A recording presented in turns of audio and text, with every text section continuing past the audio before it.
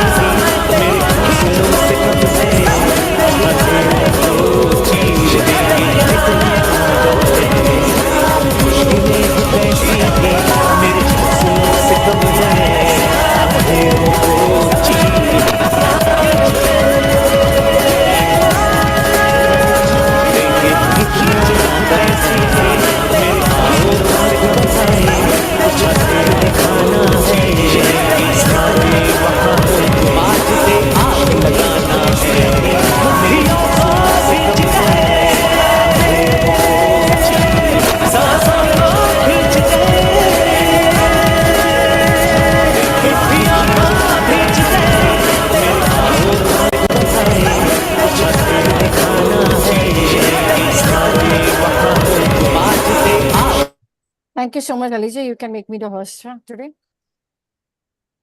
You can make me the host for today. Welcome, Nazia ma'am. Jai Hind, ma'am. Thank you. Jai Hind, Jai Hind. Yeah, Jai Hind. So, thank you, Laliji, for the help. And good evening, everyone. Good evening, everyone. Here we are on the platform of Metamorphosis, second session of the year 2024. So before I welcome my host for the day and the man of the match and all the speakers over here who are here to bring a revolution in the education system and trying to change the mindsets along with their own expertise, with their skills and with their own knowledge of the subject matter. So before I invite her, I would like to share some few things. So 2024, we are ushering in the new year, along with a lot of more speakers, educational changes, and mindset approach also. What is special if the year changed? Change yourself, then it will be something. Those who seek happiness and peace from God. Laugh in sadness, if you smile, then it will be a matter. Good or bad year, you make it. Do a good deed every day. Do a good deed every day, so it will be a point. This year, the sun, moon, and stars will shine the same. If you brighten someone's life, then it will be a matter. Why to keep the hope of your work to be completed? If you help others, then it will be a lot of concern for others. Prayer is a way of life, and it will help you in achieve all the success that you desire. If you improve the way of living, then it will be regarded as a wonderful educational change. What does the pain of yesterday get from the worries of tomorrow? If you live every moment in this moment, then it shouldn't be a matter. Nothing new happens by changing the year. If you change your thinking, then automatically all the things will fall into place. So here I welcome each and every one of you on this platform of Metamorphosis. Over to Anjum ma'am, the host for the day, and she will carry forward the session for today. So Anjum ma'am, over to you. Thank you, Sonal ma'am. And good evening, everyone. I'm your host, Dr. Anjum Qureshi, and I once again welcome you all on this Metamorphosis platform. Today, as we'll be discussing on early childhood education, an unresponsive stimulation creates an unhealthy education system. That is the basic topic that we'll be discussing about. Because we know that early childhood education, when we talk, It is one of the purpose of early childhood education is to provide children with strategies that help them develop the emotional, social, and cognitive skills needed to become lifelong learners. Well, there are many skills, and in fact, there are many other things that as an educator we need to do, and there are many aspects that we need to discuss upon it. Because metamorphosis, as the word suggests, we are here to bring a change in the mindset. So, without taking much of your time, I would like to start with our first speaker for today. Nahid Reza sir is a principal and he will be speaking on practical techniques for communication in early childhood education. Welcome, Nahid sir. Over to you. Thank you very much, ma'am. Very good topic has been taken up today, and my sincere gratitude to Sonal ma'am. She generally talks about very practical topics. So, my sincere gratitude. I am Nahid Raza. Today, I am discussing practical techniques for communication in early childhood education. Early childhood education, very traumatic, very traumatic. Why?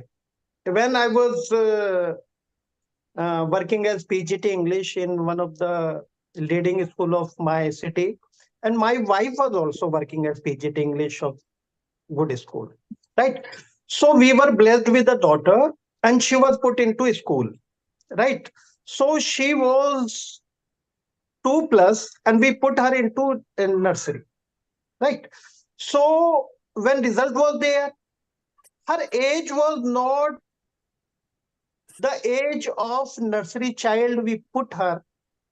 And when the result was, right, so coordinator of that school, head of the school, suggested us to put and make her repeat. Very shocking it was. And I thought that maybe due to lack of cognitive skills or some other reasons, my daughter wouldn't be able to perform. She repeated, and I was not aware, very much aware of the things, because I started teaching from TGT English, then PGT English, right? Upper classes I was teaching. And I was overthinking basically, right? So over the years, I realized that parents are putting children in a very traumatic situation, right? Same girl, she is an excellent student, good communicator, everything is excellent. Our mistake was that her age was not of nursery, we put her into nursery, right?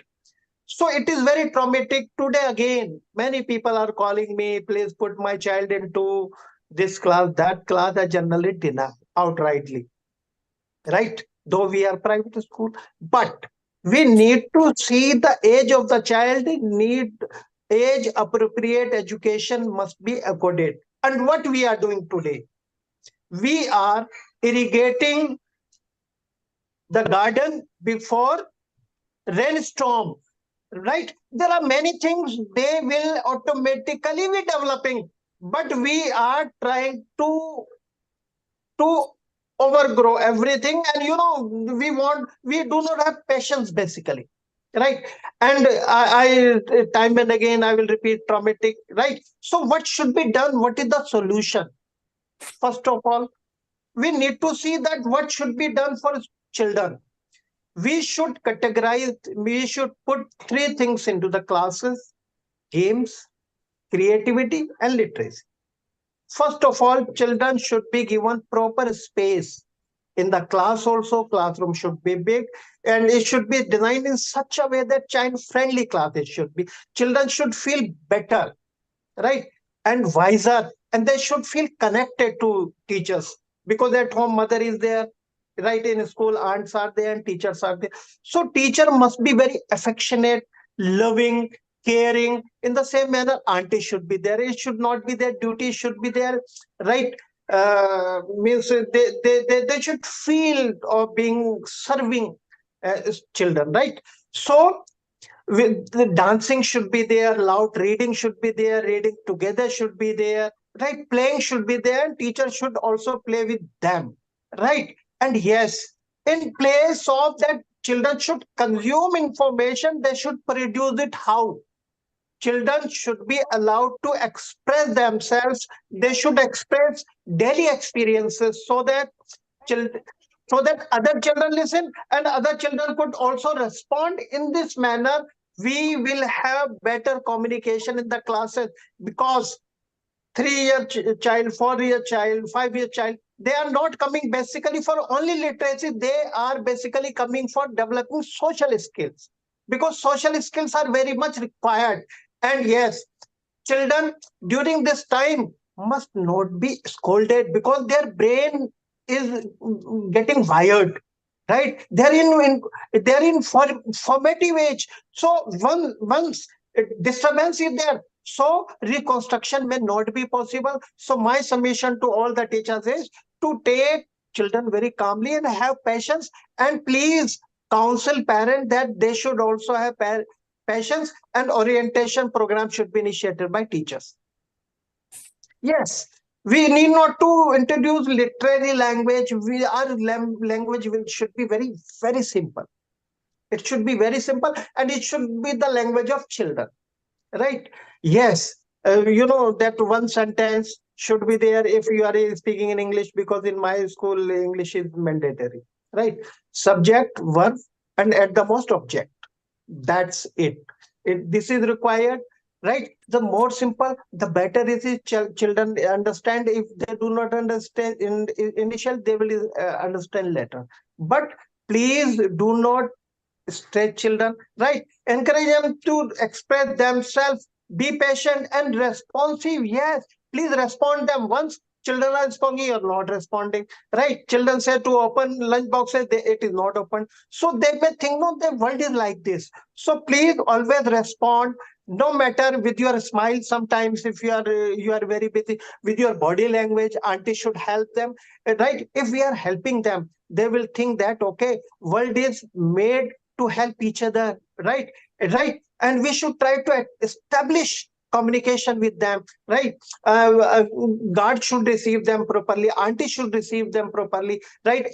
And teachers should receive them properly. When such a reception is there, right? When walls are welcoming, so children feel that, yes, this is the definition of the world, of the communication, everyone receives very properly, right? Yes, what we want from our children, better still, we should not tell them, we should do. So model proper speech should be established in a school. It should be done, right? Play interactive games should be played. Children do not know what is study, how what will they be doing, need in IIT and these sort of things, they do not know, right? So we should have proper games. When games are there, peer interaction is there, that is even more important, because same age students are talking together, they are developing together, their language is developing, their connection established, right? Right. So we need to create good atmosphere for rich language development, so that language is fostered and developed, right? Peekaboo can be played, right? Simon says, right? He says this. So children will have anticipation, because here we are developing imagination, anticipation, right? Puzzle play could be established, right?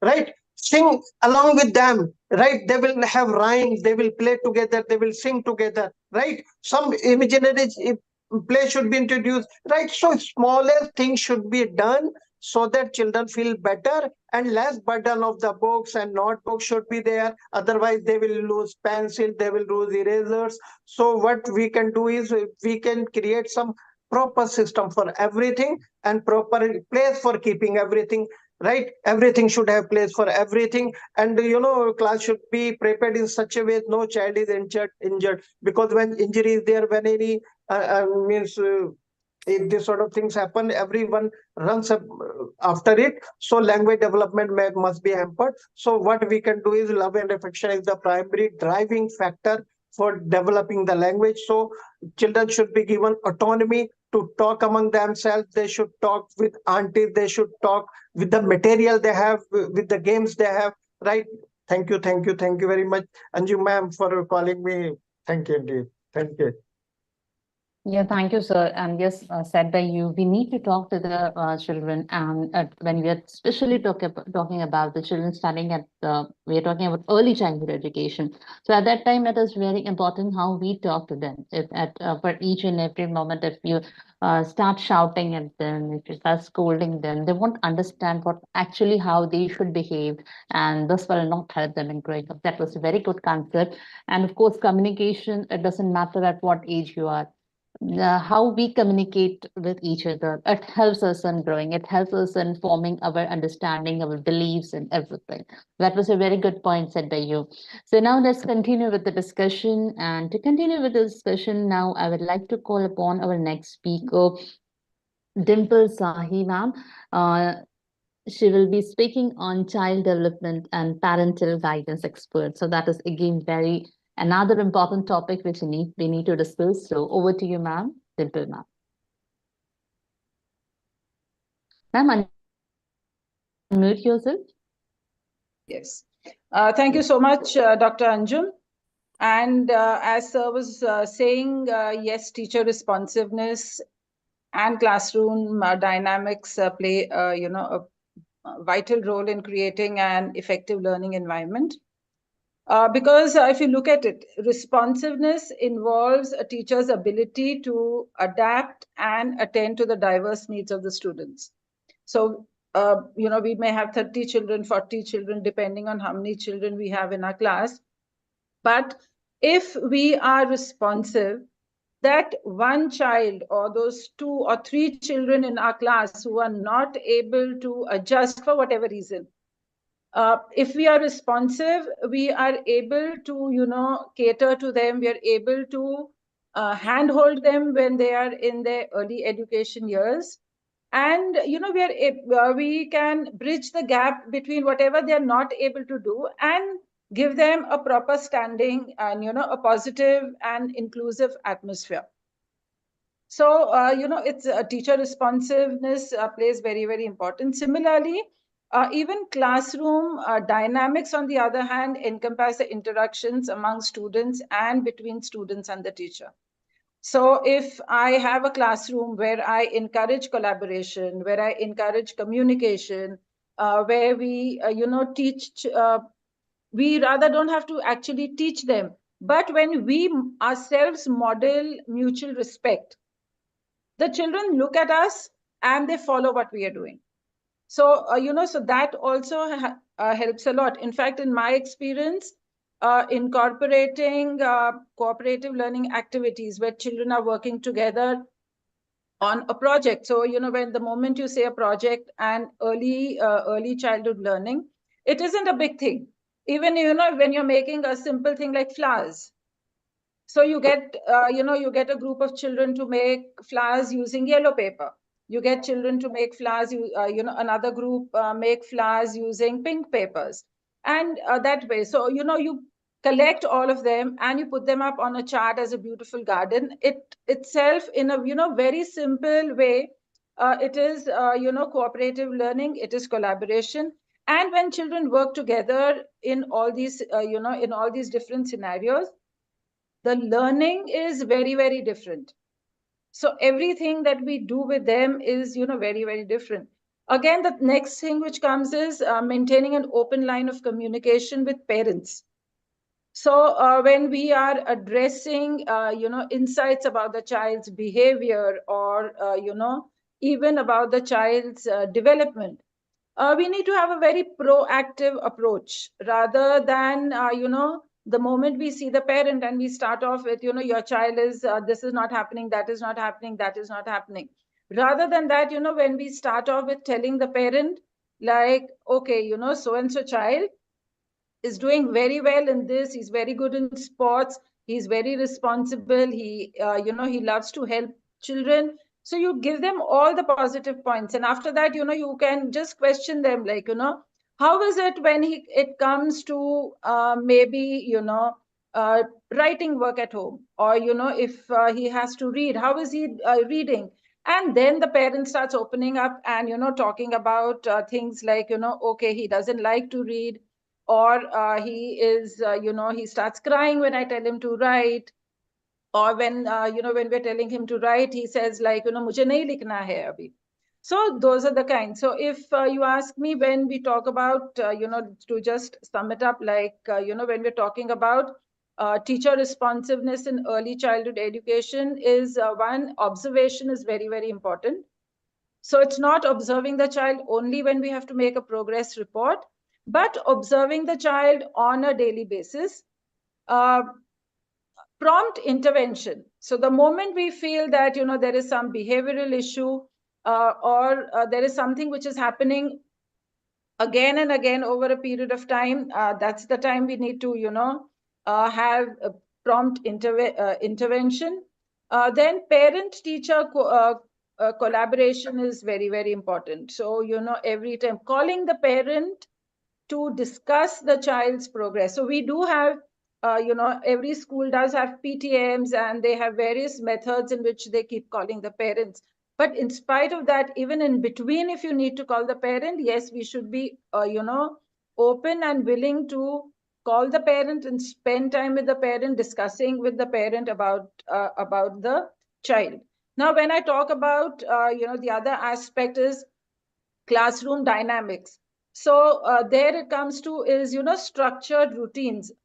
Children, their brains are very, very used to structured daily routines, because when you have that, that gives them a sense of security. It helps them to understand, expectations. It also helps them to, contribute to a stable classroom environment. A very simple thing, like in the morning, every day we have circle time in the class. And supposing one day you decide, okay, today I am not feeling like having a circle time, the child is going to be lost, because he would have probably thought, that today when ma'am takes circle time, I am going to tell ma'am about what I did last evening. And you don't have that circle time. So the child starts thinking, oh, what was it? Like, today there was no circle time, so what is going to happen after that? Or is it going to happen, is it not going to happen? So the child's mind will always be there. Next is, we can always have interactive learning centers, where we give children opportunities to do hands-on activities. We give them puzzles and blocks to play with, and let them play on their own, rather than tell them, blocks, we've given you blocks, now you have to make a tower only of the blocks. The child can make anything. He can make a train, he can make a car, he can anything. And we need to give them those interactive learning centers, so that we can promote exploration, creativity, collaboration. That is what we can do. Then apart from that, we very, very important is positive reinforcement techniques. So simple things like, good work, today you've done it very nicely, teacher's going to give you a smiley today. Or you even draw a small little star on their hand, they're very happy. Or you ask them, how many stars do you want today? And they will just tell you, normally they will tell you 2 or 3 only, but you give them those stars. So those are the things which really help. So I very strongly feel that a combination of teacher responsiveness and effective classroom dynamics, both the things together, form the foundation for a nurturing and enriching learning environment. And this in turn facilitates holistic development of young learners. And because they've got to go a long way ahead, so this helps them to move ahead in life very smoothly. Thank you, and over to you, Anjum ma'am. Yeah, thank you, ma'am. Thank you. It was really a great talk again. Because like you were talking about how children, we're dealing with children, how interactive learning, activity-based education, how it can help them.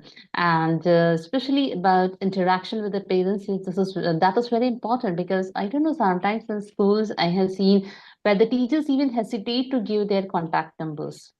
So it is not that only during parent-teachers meeting, but if required, the teachers should be free to interact with the parents only if required. It is not that every time they must be calling or the parents must be traveling. But yes, that interaction is really essential, especially when we are talking about early childhood education. That was really an excellent talk by you. Thank you very much, Dimple ma'am.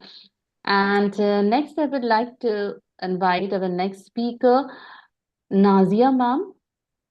Yeah, Nazia ma'am is there with us. Yes, I welcome you, ma'am. And Nazia ma'am will be speaking on entrepreneurship development. Yeah, sorry, she is an Life entrepreneurship skill development and life based skills coach. education. Yeah, okay. Welcome, Thank, ma'am. thank you, ma'am. First of all, I know the session is in Hindi language, but I will start with my mother tongue. And I'd like to mention the role of mothers of India in the upbringing of the children. वो ऋण पे ऋण चढ़ाती गई, वो ऋण पे ऋण चढ़ाती गई, गृहिणी थी ना, मुझे ऋणी बनाती गई, गृहिणी थी ना, मुझे ऋणी बनाती गई. And this share is dedicated to all the mothers who have taught us the life skills without cost. In the family, I have been grown up in a joint family where I had my three mothers, Badi Mummy, Manjali Mummy, and my mother. And these three mothers were the life skills trainer for me, because during my education time, there was no life skill as a separate subject was taught in the school time. So my topic is today life skill based education. Why? Because nowadays in my generation, most of the mothers are working and mothers get less time to interact with the children. So this subject has come as compulsory subject to be introduced during the first years of the education of a child. So mothers are being replaced by the life skill coaches in the school. And so now, first of all, I'd like to explain the meaning of life skills. All those skills that prepare an Indian or any child for an independent life and help them to accept their contemporary challenges, find their solutions, and evolve the society in humanitarian manner can be explained as life skills. For example, interpersonal skills, intrapersonal skills, social skills, professional skills, religious skills in a democratic country, and basic constitutional skills of the country in which the child lives or grows. Role of the education is to infuse basic skills among citizens. I'm especially talking about Indian students today. So it is the role of the education to infuse basic skills among citizens of our democratic nation as per their needs and challenges. A person who is financially independent to run his or her family, that is called roti, kapda, and makan, along with education, contributes his or her part for peaceful living in our nation, generates employment based on based, reliable, and legal source of income, works for socio-religious harmony, saves himself or herself from crimes and stays away, and practices fundamental duties along with the rights that are being given by the Constitution of our nation. I, as a teacher, think that such students are really, really life-skilled, educated student of mine. And there are many educational policies have been introduced, taking from 1968, 1986, education policy of 1986, and now a new education policy of 2020. These all policies have some similarities. They have focused on holistic education beyond the academic learning. They have recognized the importance of early childhood education in the child's life. They emphasized on the importance of vocational education as well. And they all have focused on the importance of teacher training and professional development. Because when a child is financially independent, then when a person becomes financially independent, then the person takes decision of life. And when the person takes personal decision in his or her life, then only the citizen is ready to cast the vote accordingly. And this is how the education helps the people to use their right and duties in a democratic nation.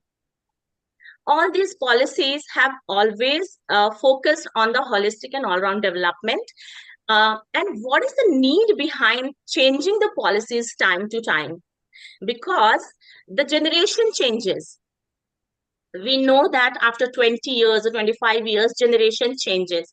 And we cannot move a dial of a smartphone and touch the dial of a landline phone to make a call. This is the difference between generation by generation. As because nowadays the students are understanding the all the language of technology. So this example I have just given, like we cannot use a smartphone like a landline phone, and landline phone cannot be used as a smartphone. The same difference happens when the generation changes and the old education policy have been introduced and keep working with the new generation. That's why the government need to change the education for the well-wishing of the children as per their contemporary challenges and population growth.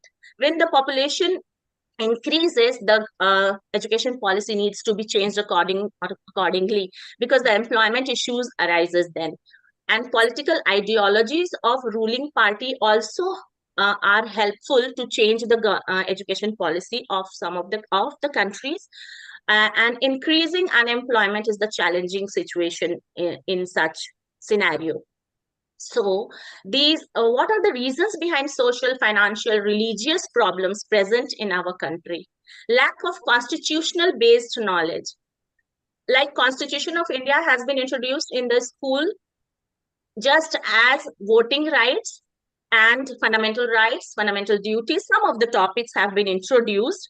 Concept-wise, it is introduced. But in this generation, like we are talking about Z generation and Alpha generation, the schools are emphasizing on the practical use of all these concepts, and they are asking the parents as well to incorporate some fundamental rights and duties in the family as well, so that the essence of democracy can be developed among the children at home as well. Like if my child is getting the right to education, equal right, I have daughter and a son as well, and if both of them are getting the opportunity of getting education equally, that is fundamental right being followed in my family. If my child is getting the right to take some decision regarding his age, like I want red color t-shirt, mama, I do not like yellow color, so I will never tell that you should wear it yellow color, because these are the small examples through which we are teaching the children, our children, to take small decisions in the life, and then only the child will gradually grow and start taking decision as democratic country citizen. So this is very much important to collaborate between have collaboration between school and family in such topics that can be followed in our country. Regionalism. This regionalism is very much important in such sense to admire every region of our nation. So this should be included as a life skill subject in the school.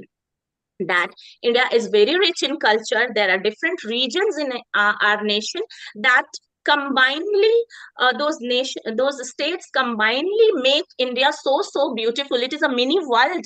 God has blessed our country with lots of flora, fauna, and difference of geography is there in our country, and God has made our country a mini world.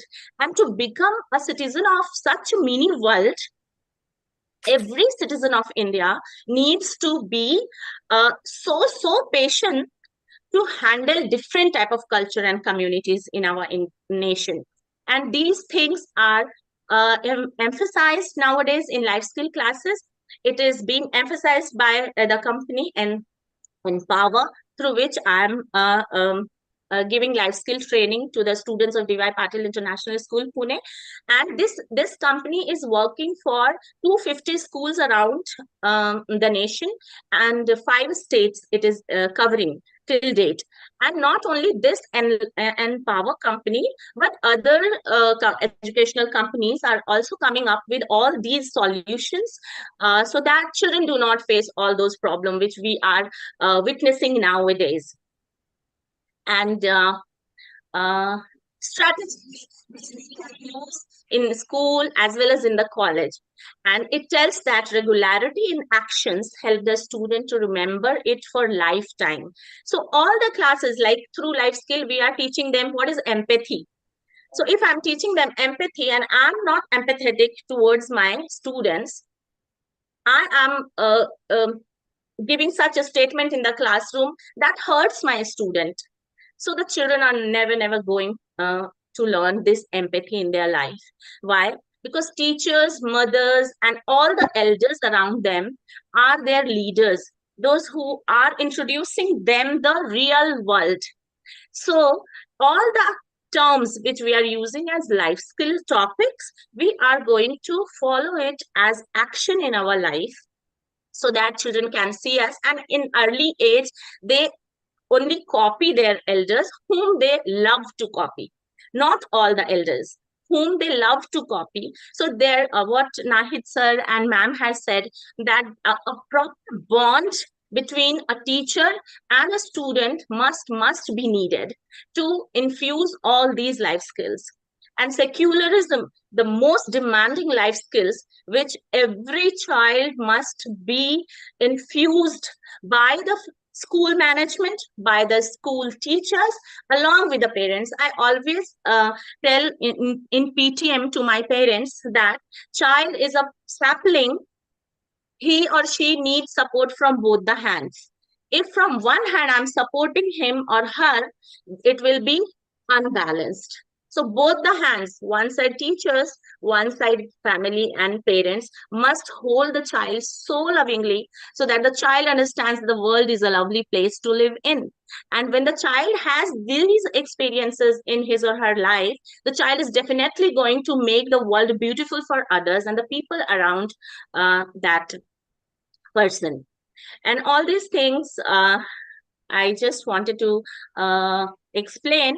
And what I am teaching as a life skill trainer and entrepreneurship development trainer in the school, I would just like to explain some of the PowerPoints to my students, those who all are watching this live session or those who will watch it afterwards, that let's start with kickstart with these 5 basic Indian life skills.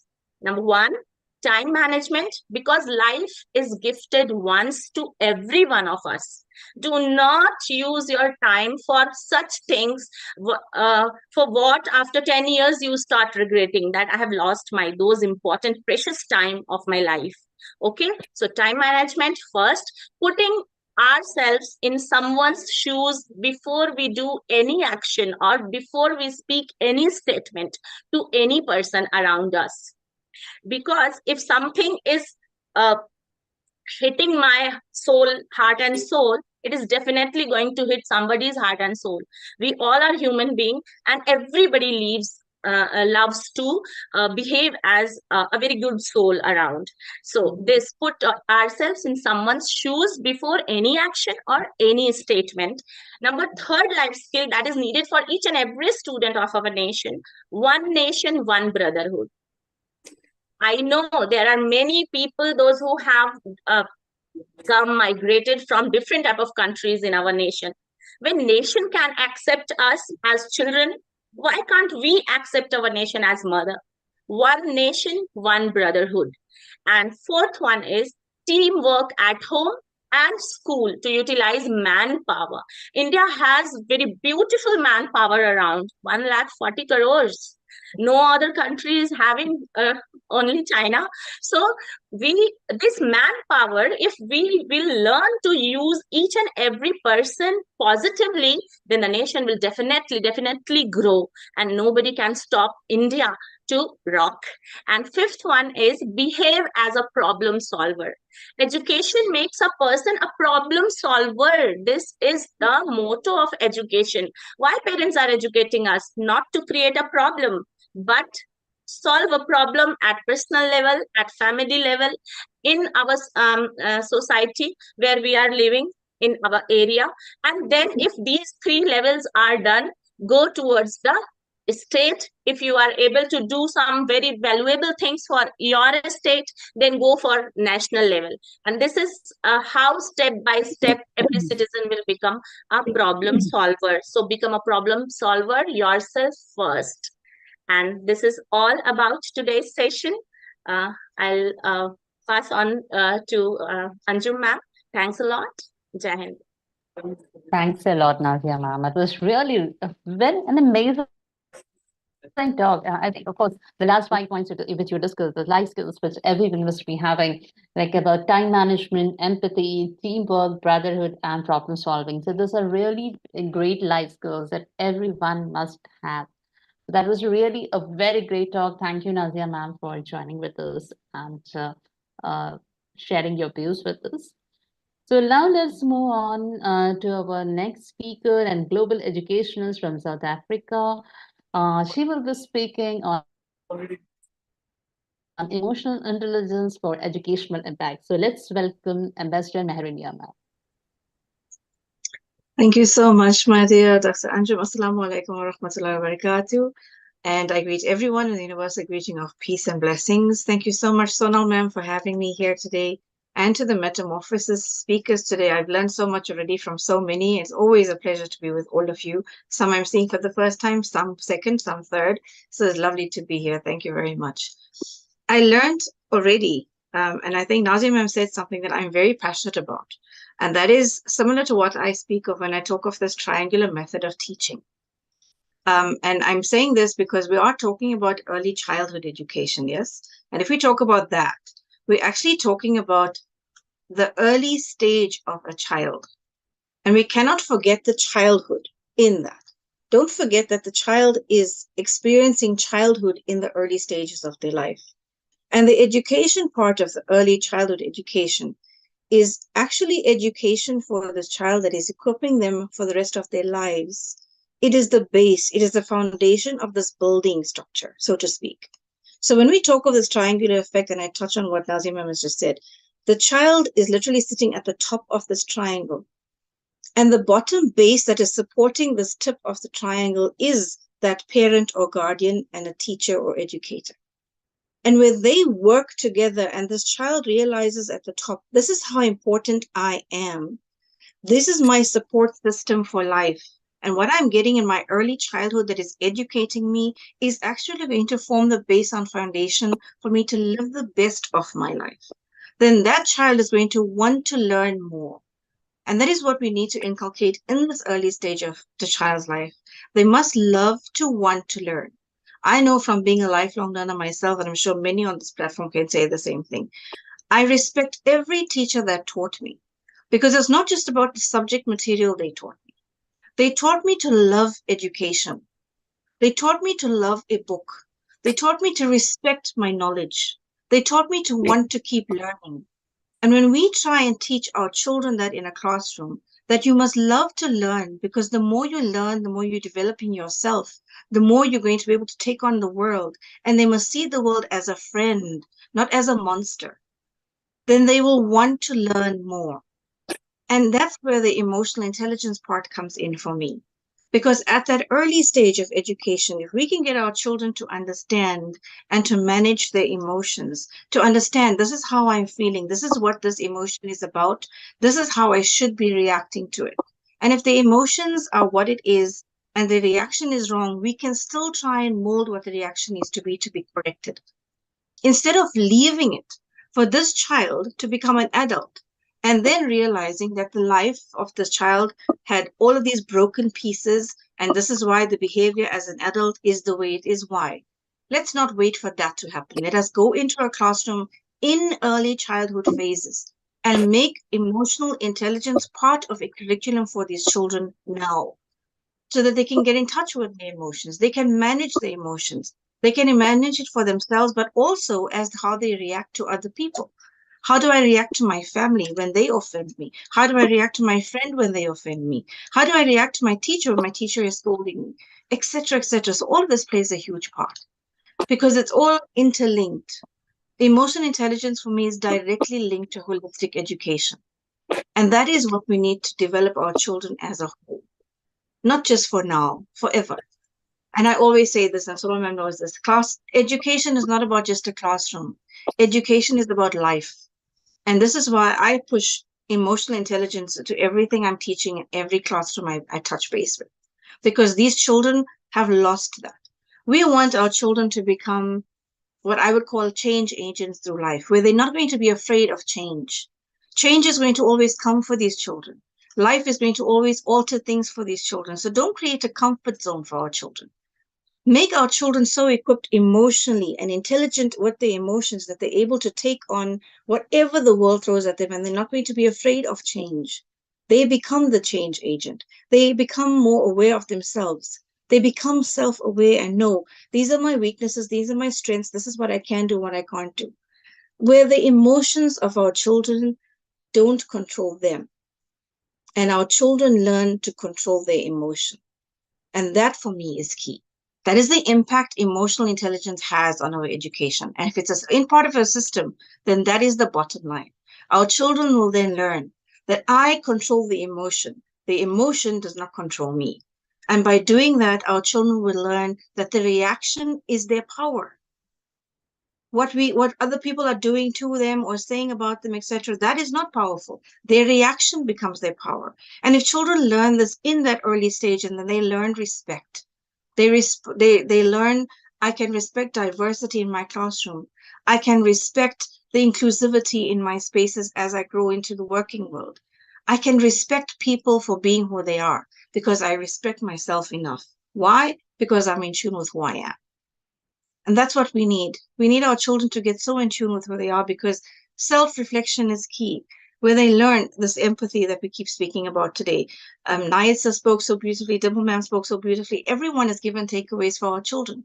And if we inculcate small things from each one of us into a system of education, we're teaching our children holistically, not just textbook material. And we need that. Why? Because we need our children to be balanced. We need our children to find balance. And every child is different. We all know this as educators. There is no child that is the same as the other. Even if they are siblings, they are not the same. Every child is different. And because they are different, they need to be treated with difference and exception of their differences. And they need to be given that it's okay to be different. I love you for being different. And when you inculcate that, they then realize, wait, I can also respect the next person who's different. So it starts with each one of us. And when we talk about leadership, we want our children to lead. We want our children to lead themselves properly, lead their families properly, lead their lives properly. But the leadership skill they will learn is from us. And therefore, I always say, when you want to lead, you lead by example. How you are is what they will learn. Not necessarily what you're going to verbalize or even write down for them, is your action. So with that, I will just pause and I will say thank you again for allowing me to be here and share my few thoughts with you. I'm looking forward to the balance of the speakers, and thank you again, Sonal ma'am and Dr. Anjum, for having me. Thank you, ma'am. And yes, if you want to lead, you should be leading the example. As said by you, and even Nadia ma'am discussed that the children, when we are talking about, they just try to copy us, the elders, those were when we are at home. It doesn't matter. Like sometimes we keep on telling them, don't do this, don't do it this way, that way, and all. But they actually try to copy the parents, especially they try to copy the parents, or try to copy the elders. And of course, they are very much inspired by the teachers too. So yes, and as you were talking about, yes, education is surely a blessing. But with that, we also need to teach the children how to manage their emotions, because we should be, we should learn to manage our emotions, and that is what emotional intelligence is about. So that was really another great talk coming up on this session, on this platform of Metamorphosis. So thank you very much. And now it's time to move on to our next speaker. So before a session, before her talk, I would like to introduce her, Ranjana Majumdar ma'am. She's speaking for the first time on Metamorphosis. So the whole team of Metamorphosis would like to welcome you, ma'am, on this platform. So Ranjana ma'am has more than 30 years of experience of teaching English in junior college and other educational institutions, and she has served as resource person for English At state level, for teachers of English, she was the moderator for English for SSC board exams for several years. She is also editor of a well-known publication house for guidebook of English Junior College. She has presented a number of academic papers at the state as well as the international level. And she has also received the Best Teacher Award and many certificate and also certificate of appreciation from Asian Literary Society for Indian Women Achievers Award year 2020 in literature. And as a writer, her 14 short stories has been published till now. And there is a lot more that we can speak about her. But actually, before that, we would like to hear from her. And today, Ranjana ma'am will be speaking on the topic, the 10 life skills, comprehensive education. So over to you, Ranjana ma'am. Thank you. Thank you, Sonal madam, for providing me this platform. My today's topic is life skill again. Now, why life skill? Life skill is required to lead a happy, stress-free life. Now, in 1991, who named 10 life skills which will bring positive change in the everyday life of the students? Now, one by one, I'll discuss the life skills. The first one is self-awareness, knowing your, excuse me, knowing yourself, your interest, your capabilities, your desires, your wishes. Now, how the student will understand, how the student will become aware of all these qualities. If the teacher entrusts them with the responsibility of organizing Teachers' Day program or annual function or farewell for the outgoing students, the students will understand their responsibility, they will become aware of their capabilities and also of their interests. Next is empathy, feeling for others, feeling for the pain and pleasure of the other people. Now, this responsibility which the teacher gives for organizing the Teachers' Day program, the student will be having the feeling of empathy for the teacher. The challenges the teacher face every day, the student will understand that day. Otherwise, we can take the students to visit old age home, to visit orphanages. Now, I remember my institution had taken students to old age home. They sat with the inmates, they discussed with the inmates, literally they chatted with the inmates of the old age home. But when they came out, they were full of emotions. They were teary-eyed. One student was literally crying. The next day, in my lecture, I asked her the details. She told me that she couldn't sleep at night. She was haunted by the facts she heard from the inmates there, that they were deserted by their children after taking away the property. And not only that, she started having a feeling for the elderly in her family. And that was echoed by all other students too, that they understood the value of the elderly in the family. The next one is analytical skill. The student should be able to gather and analyze the information, solve the problem, and take a decision. Now, how can this be developed? This can be developed through topics such as we know, age-old topics. TV is a boon or bane, mobile is a boon or bane, or today's present-day hot topic, AI. If we discuss with them, their analytical skill will grow. Next skill is problem solving. The student must be able to solve the problem not of himself alone, of others. So the teacher can make one student solve the problem of the other student. Now here I'll give an example which I know, and it has happened to my son's classmates. One classmate, Vivek, he used to help another classmate who was polio stricken, very frail, to write his notes after school hours. And this went on till 10th standard. So this is the way we can solve the problems of the students. And that student who solved the problem every day was awarded by the school. Next is decision making. This is an integral part of a student's journey. They have to take career decisions. So how can it be done? The teacher can create a difficult situation and ask the student, what will you do in such a difficult situation? The response will make the student understand not only for that time, but for future also. Next is effective learning.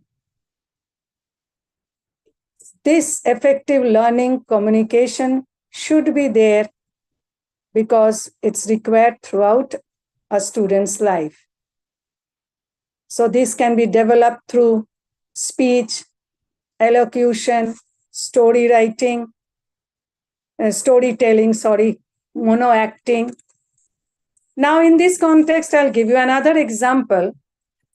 In my institution, there were non-English medium students who were reluctant to speak in English or take so much interest in English lecture.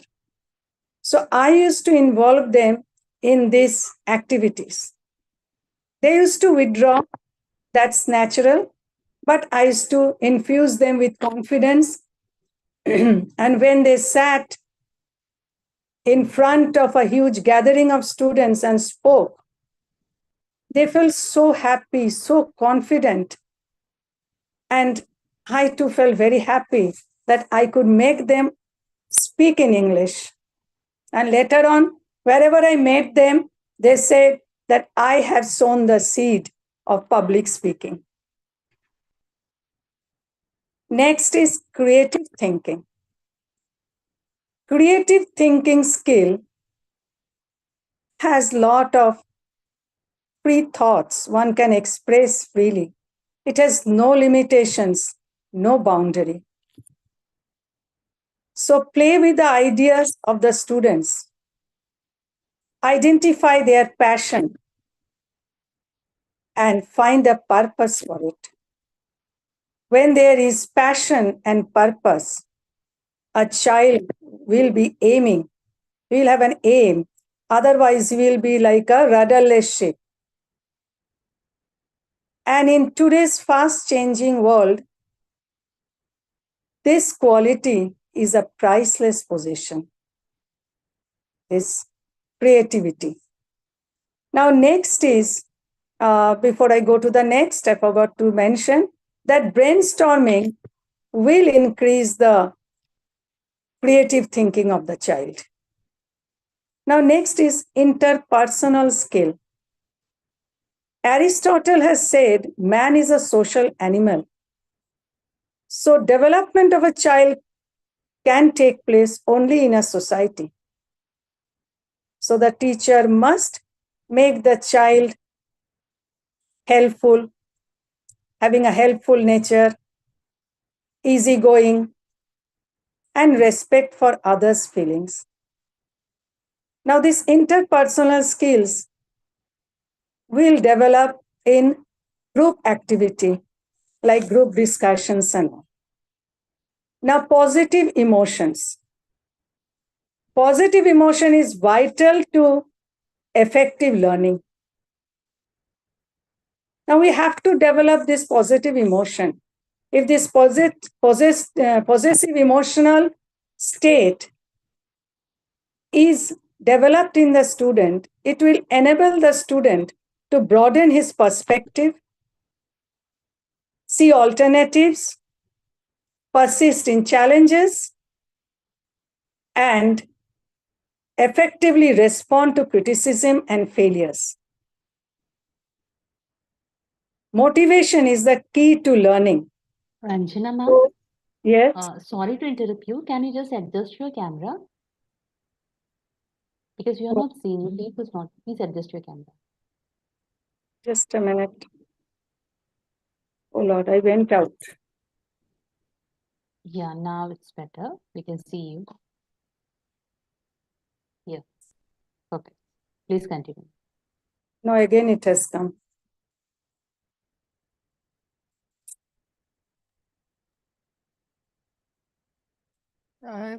You can just Yeah, push you the can. screen little bit behind.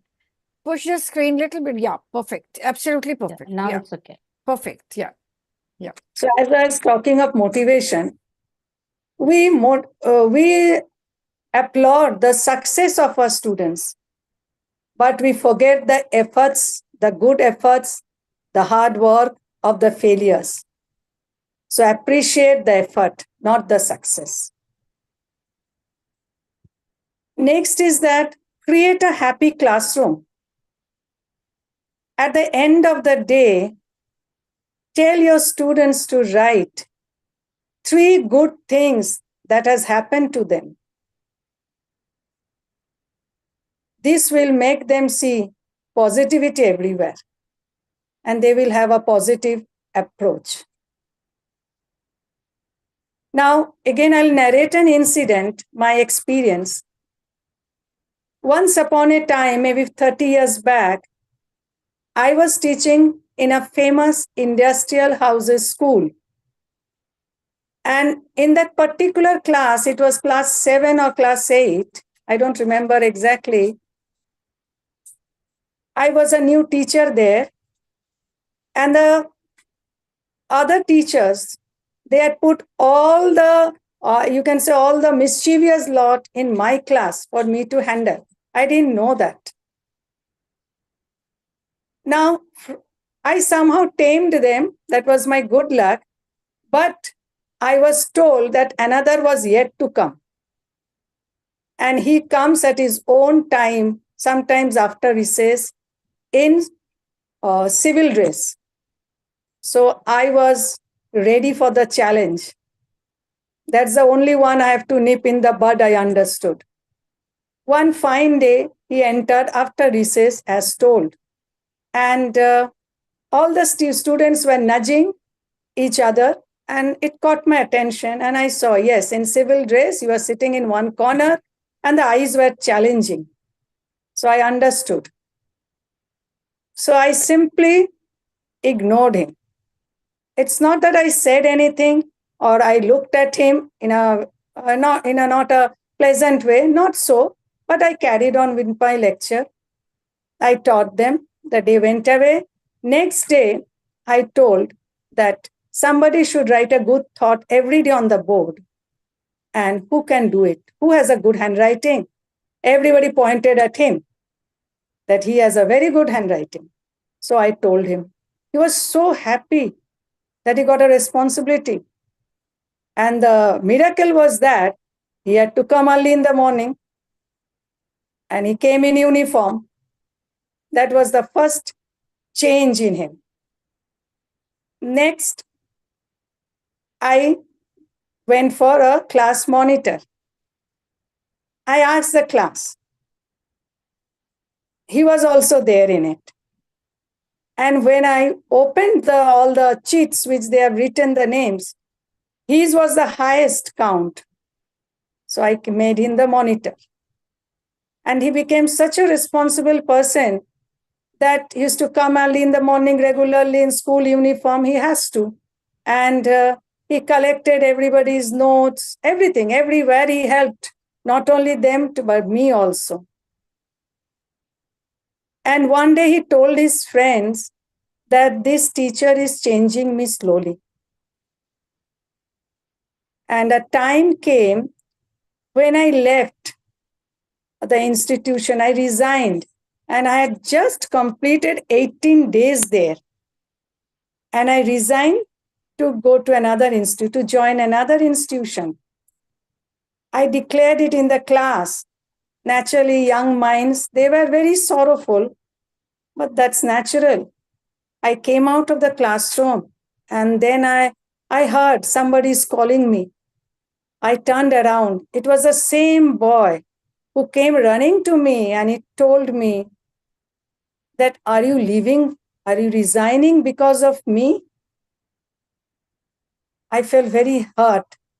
I felt a lump in my throat that when the boy was changing, I was leaving him. So this is the positive change I brought in him. And till today, I remember him. And I hope wherever he is doing well in his life. Now, my 10th point is stress management. Adrenaline is a chemical that's produced in the body when you are in stress. A student in stress takes flight or fight mode. Now, why this stress takes place? Maybe due to exam competition, peer pressure, no love, and no encouragement from the teacher. So a teacher counselor can help the student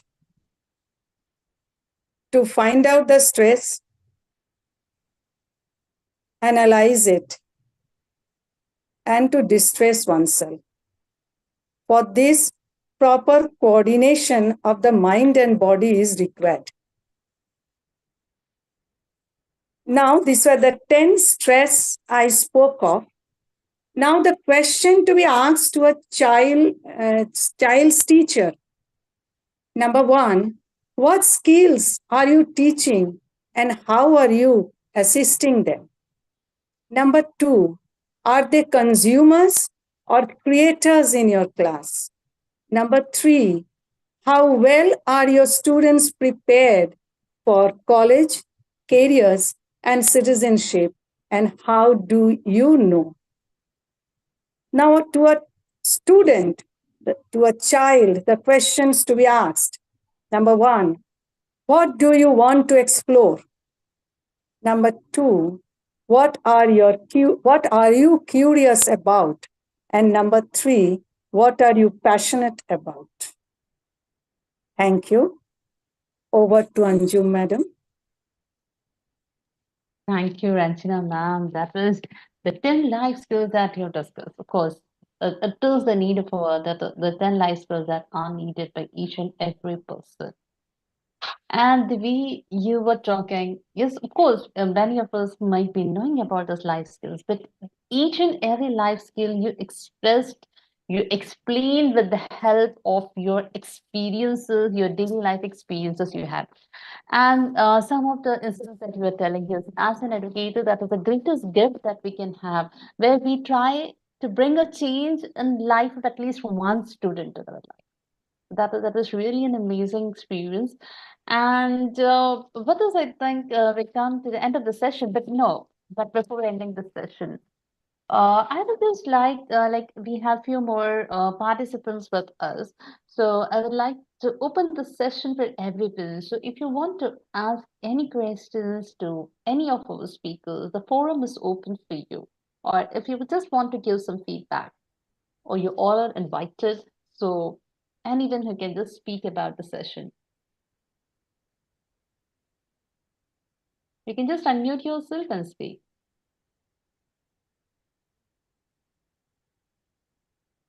Dominic, sir, would you like to speak something? Yeah, it was an excellent session. I liked all the speakers. Everyone had something new to say, something starting from Nahir sir to the last one. But it was all something, but it's not completely unknown things, but the way they brought it up together into one whole was really very nice. Like the last speaker spoke about, Ranjana spoke about life skills. even we have to think about ourselves. Like she spoke about about 3 good things that you did that happened to you. And we have to do it ourselves, I think. Yes. It was all wonderful, well organized, and congratulations to Sonal ma'am for organizing this. And the host has done a very good job. It was very nice, very good summary and all that. I'm happy that I attended this. Thank you. Thank you, sir. Thank you. Yes, of course. We know many things. In fact, with everyone is speaking, it's not that we never knew about it, but we never, most of the things we never tried to understand it, or we never tried to implement it in our life. And if we try to implement those, of course, we will be having a very good life, a peaceful life, which every one of us wants. Yes, anyone else who would like to speak? The speakers, if anyone, and anything else that you would like to add? Dimple ma'am, Nazia ma'am. Can I speak? Yeah, okay, please. Thank you. My experience as a teacher is of social studies teacher. So I'm very much connected with the all topics that takes the children towards nationalism. So after my son was born, I left the job and I started writing books. So 2 books I have written, and in those books I have given the lesson based on nationalism. So one of my favorite songs which I have written for the students of India, I would love to sing few lines of that song in front of all of you. So that if you get time, you can introduce this song among the children as infusing nationalism among them.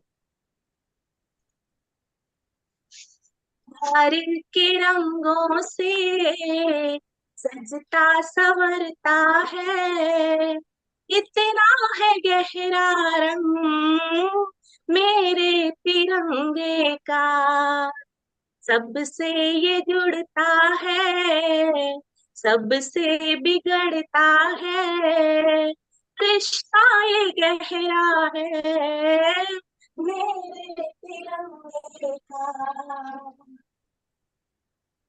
होना भला कैसे जिससे मैं मनसूँ सीखा माने सिखाया दिल में बसाए हो, संस्कार ठहरा है मेरे तिरंगे का, रिश्ता ये गहरा है मेरे तिरंगे का।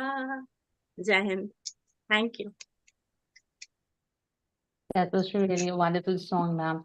And anyone else who would like to speak? May I just say something, Dr. Anju? Yeah, sure. Thank you.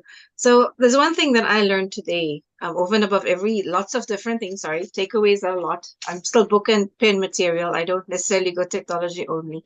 But the one thing I see today is that none of us know everything. We always have to keep learning. And when we keep that in mind, we become better people.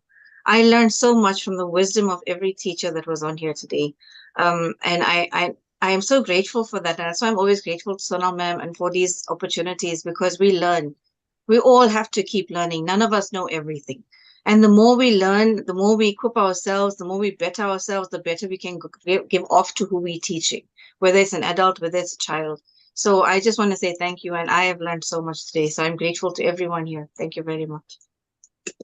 Yes, of course. We keep on learning from each and everyone, from each and every moment we can say.